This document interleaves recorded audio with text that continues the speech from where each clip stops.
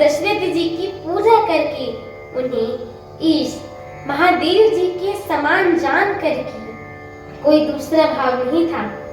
तदंतर उनके संबंध से अपने भाग्य और वैभव के विस्तार की सराहना करके हाथ जोड़कर विनती एवं बढ़ाई की।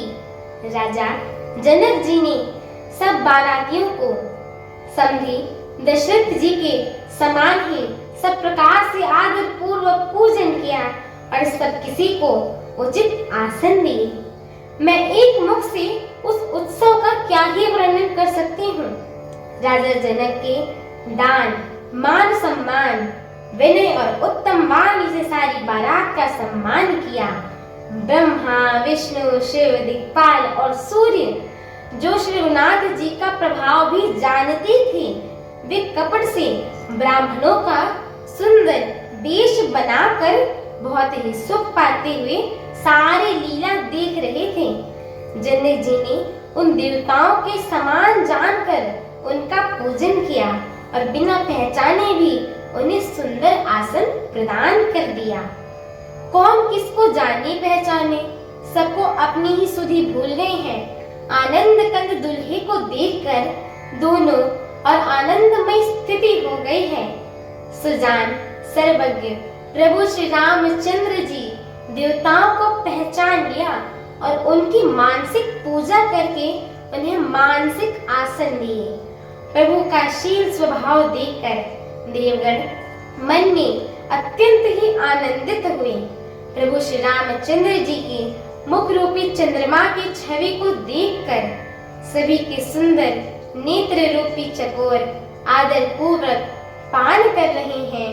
प्रेम और आनंद कम नहीं हो रहा है, अर्थात और बढ़ते जा रहा है। समय देखकर वशिष्ठ जी ने शतानंद जी को आदर पूर्वक बुलाया। वे सुनकर उदार के साथ आए। फिर वशिष्ठ जी ने कहा कि प्रभु अब जाकर राजकुमारियों को शीघ्र ले आइए। मुनि की आज्ञा पाकर वे प्रसन्न होकर प्रस्थान करे। बुद्धिमती रानी पुरोहित की वाणी सुनकर सखियों समेत बड़ी प्रसन्न हुई। ब्राह्मणों की स्त्रियों और कुल की बूढ़ी स्त्रियों को बुलाकर उन्होंने कुल रीति करके सुंदर मंगल गीत गाए। श्रेष्ठ देवांगनाएं जो सुंदर मनुष्य के स्त्री वेश में थी, सभी स्वभाव से सुंदर और श्यामा 16 वर्ष की अवस्था वाली हैं। उनको देखकर निवास की स्त्रियां सुख पाती हैं।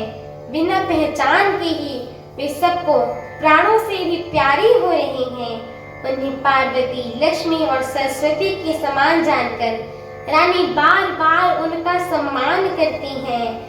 निवास की स्त्रियां और सखियां सीता जी का श्रृंगार करके मंडली बनाकर प्रसन्न होकर उन्हें मंडप में लिवा चली। सुंदर मंगलों का साज सजाकर जो निवास की स्त्रियां और सखियां आदर सहित सीता जी को लिवा चली। सभी सुंदरियां 16 श्रृंगार किए हुए मतवाले हाथियों की तरह चाल से चलने वाली हैं। उनके मनोहर गान को सुनकर मुनि ध्यान छोड़ देते हैं और कामदेव की कोयलें भी लजा जाती हैं। पायजेब, पैजनी और सुंदर कंकड़ ताल की गति पर बड़े सुंदर बज रहे हैं। सहज ही सुंदरी सीता जी भी स्त्रियों के समूह में इस प्रकार शोभा पा रही हैं कि मानिए छवि रूपी ललनाओं के समूह के बीच साक्षात परम मनोहर शोभा रूपी स्त्री सुशोभित हो।